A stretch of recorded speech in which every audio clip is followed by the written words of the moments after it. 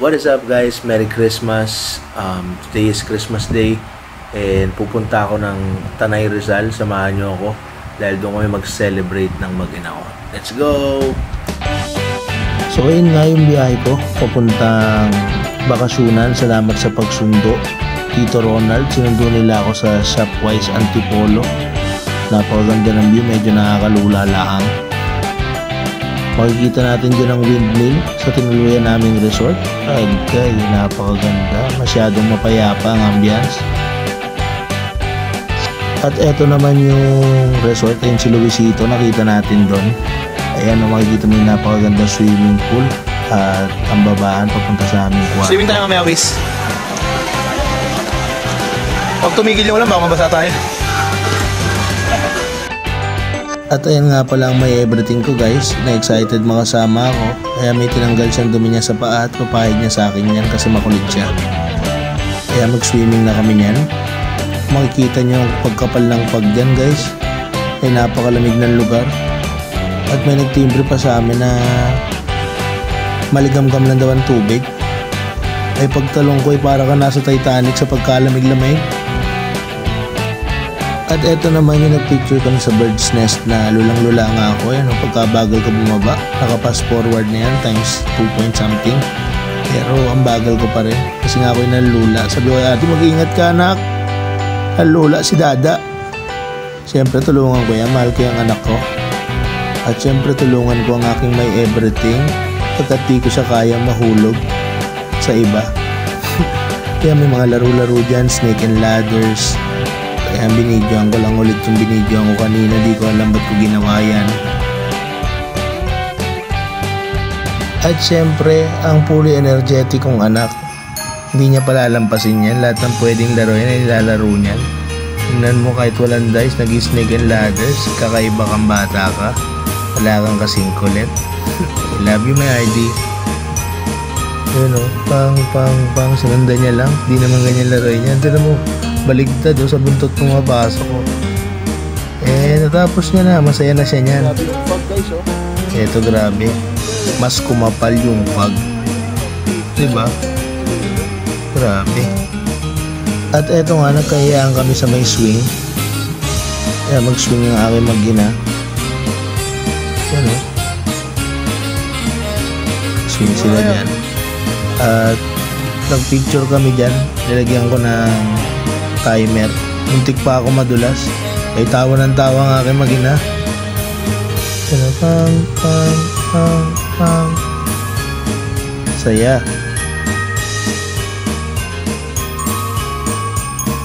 At ayan ako naman, swing. Kunyari din na lula.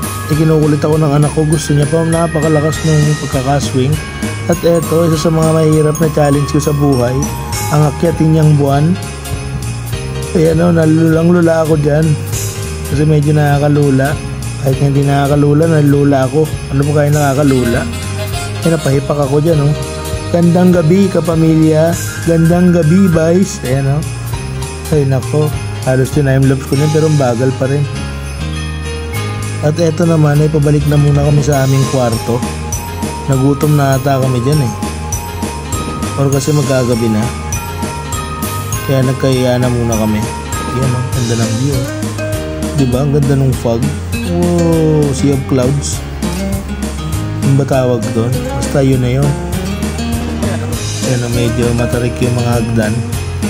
Kaya pag bumababa ako, lakad na parang may gout. Naalala ko ang sakit ng gout. Yan si RJ at ang aking may everything.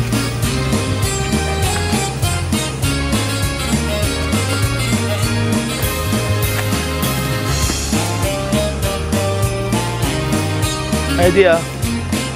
Say yeah. Do you have message for Mama and Dada on Christmas Day? Yeah. What? I miss you, Mom and Dada. So Miss we you. have a beautiful day. From the whole.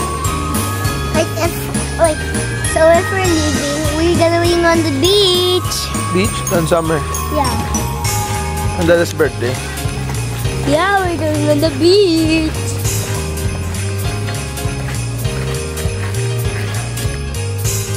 At eto na nga, ako ang naatasan na maghugas ng lettuce pagkat kami magsa-samgyup night kasama ang family ni Angela. Ayan o, hugasan ko maigi ang lettuce. Tinanong ko nga si Angela babe, paano ba hugasan tong lettuce ng maayos? Bay, biniro ba naman ako, lagyan ko daw ng Joy. Buti hindi ko nalagyan ng Joy. Kung nalagyan ko ng Joy, bay, magalit sa akin ng mga tita. Panigurado yan. Yan o, binasa ko lang, hindi ko po nilagyan ng Joy, promise. At ito na nga ang aking paborito, samgyup night na.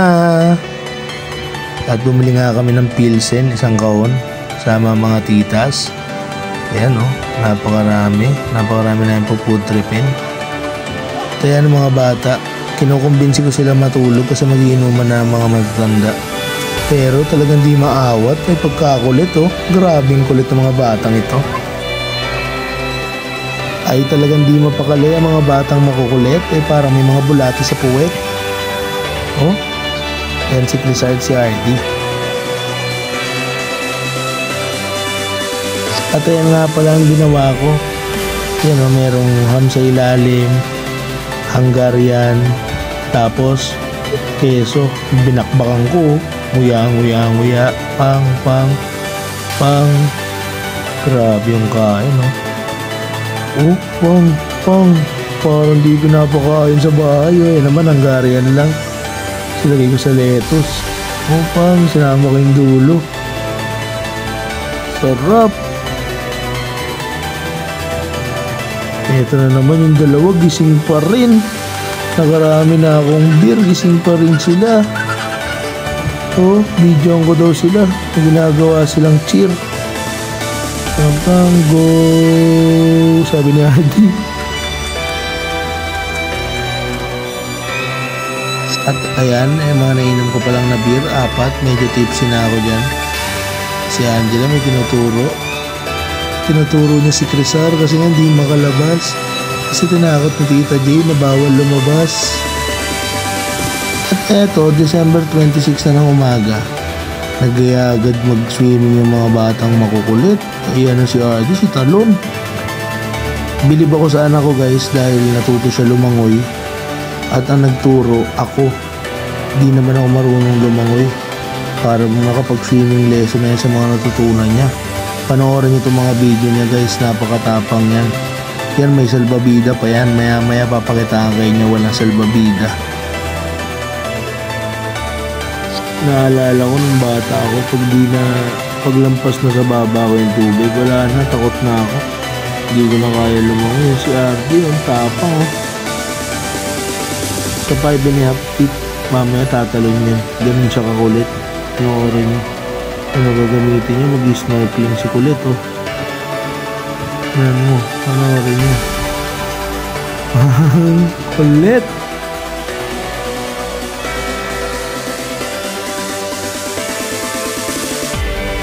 Tsaka maganda sa anak ko is talagang palakaibigan yung batang yan. Dami niya naging kaibigan yan sa resort na yan. Sabi mo nga sa kanya, anak, ang kakaibiganin mo yung may-ari lang resort para pag bumalik tayo dito next time, ay makalibre tayo. Pero joke lang yan, syempre. Sa natin turo sa bata is kaibiganin lahat ng tao sa paligid as much as possible. Mas maganda may kaibigan kaysa magkaroon ng kaaway. Kaya na nga, tinalon na ng batang pasaway. Pang, babalik siya agad dyan sa kapitan, sigurista yan eh. Pang, languin niyo. Ako hindi ako marunong yan guys. Pero pag tinanong siya, sinasabi niya, natuto daw siya dahil ako nagturo sa kanya. Adi, tukad yung autos mo, Adi. Yung ibang mas malalaki sa kanya, takot pumunta doon sa pinupuntahan niya, pero siya binibasican lang. Grabe ka na, kantapang niya. Kanino mo ba naman na yan? Siguro kay mama mo. Adi! Paduwag eh. Masabi mo rin. Masabi mo rin po si Angela mo rin. Ako po hindi marunong lumangoy. Si Angela po nagturo sa akin. Tapos tinuruan ko si Arby.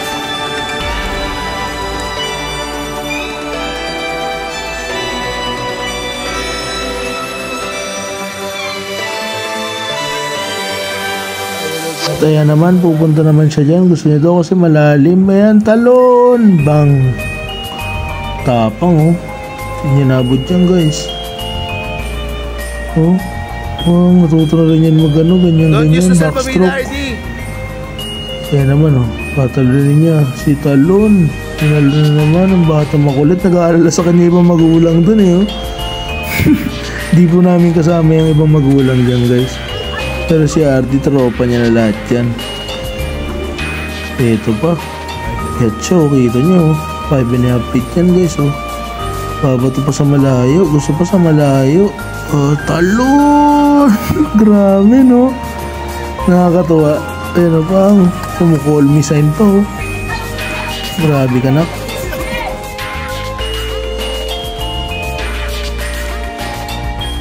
Ayan, pinapalayo niya pa yung salbabida oh. Grabe anak. Napakatapang mong bata ka. Hindi ka natatakot sa ganyan. Ako nga 29 na ako. Takot pa rin ako pagka nasa bibig ko na yung tubig eh.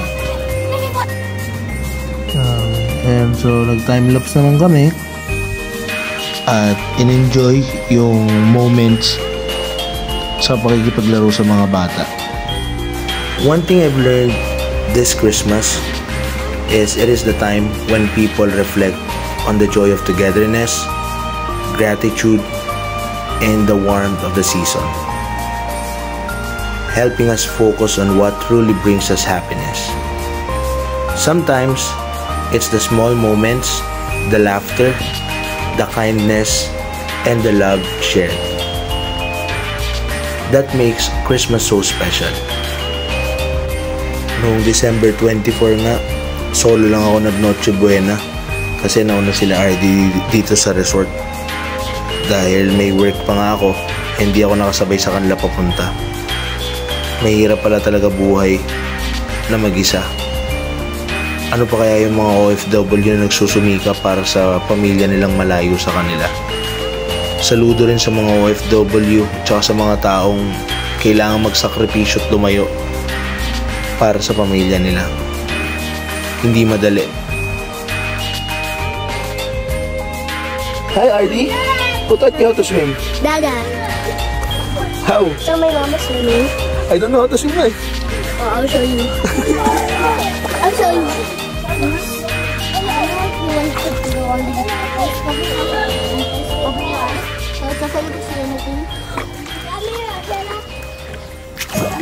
like this. Show them how to jump again.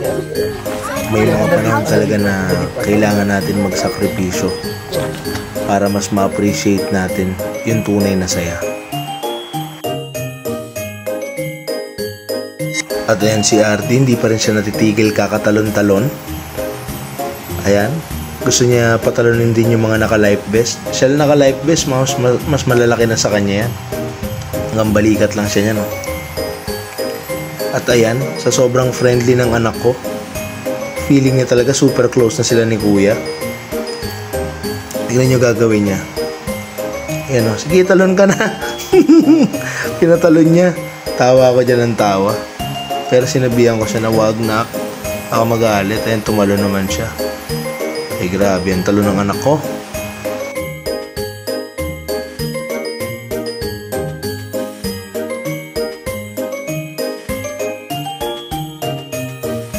Yayayain niya pa rin tumalon yan. Yung magkapatid. Kaya nga talagang kinukonvince niya magtalon-talon niya magkapatid na yan. Di rin namin sila kilala.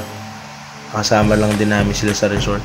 Ito naman yung mas kuya yung tinulak niya. Ayun, tumalon siya nang walang life vest. Gitna yan guys. Namukulit naman ako pang backstroke pa yan. Marap na pala ulit. Kaya ulit siya. Hyper, di ba? And then stop. Bebe.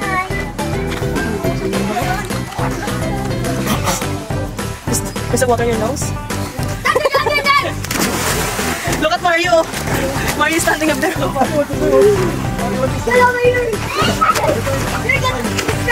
At ayan, nagkayaan kami tumalon. Shoutout sa asawa ko, binidyoan kami. Pang grabe yung alog ng bilbil ko, parang leche plan, no? Muntik magkaubusan ng tubig sa pool pag lundag ko. Ayan, shoutout nga pala sa aking buting may bahay. Natatawa siya. Pagtingin ko, binabaril na pala ako ni Cruzar sa dede. Sabi niya, bang bang dudu. Yan si RD, oh. Sabi ko, sige na, Carlos Yulo ka na, Carlos Yulo. Di siya tumatumbling eh. Ako naman kahit ano magustuhan ng anak ko na sports, sure 110% support ako sa kanya. Siyang kulit oh, bigat niyan. At eto naman tatalon ako, inalog-alog ko pa. Pangit.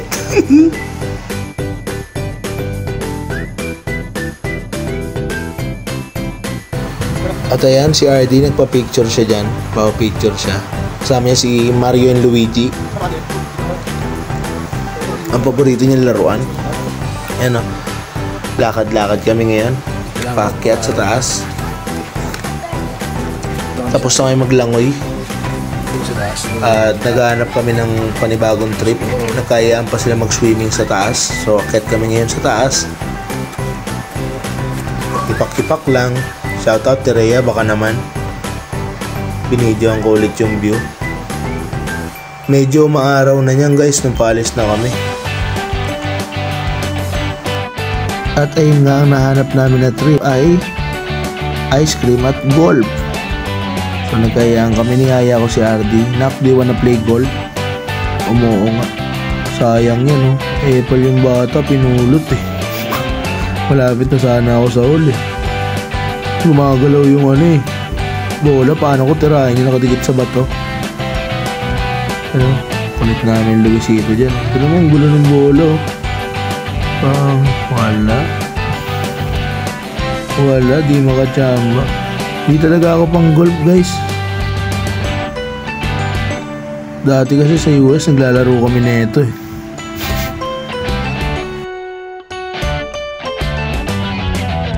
At ayun, dito na kami sa hole number, ewan ko. Yan si Bayaw, nakailang ulit siya dyan eh.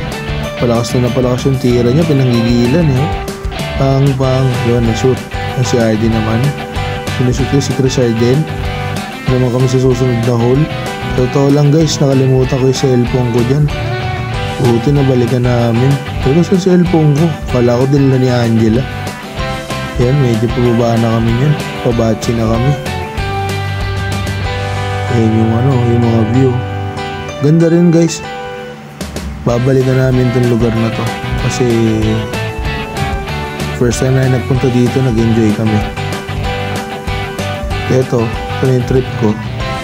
At ito naman ay ginagawa lagi ng classmate ko dati nung high school na si Carl Jan. Shoutout sa iyo Carl Jan, ang packboy ng Kainta. Kaya naman si RD, regalo niya daw sa akin ngayong Christmas. Yung sa balat ng Nissan Go Fight Red and White. Bomba UE daw kami. The Father, Son, Holy Spirit.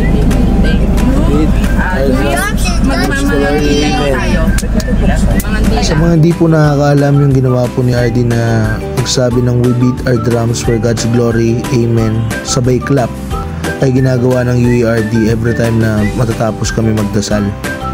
So sa kakasama namin and pag-observe ni RD sa mga UERD, nakagawian niya na rin sabihin yun. Eto, nagtakbo-takbo kami dyan.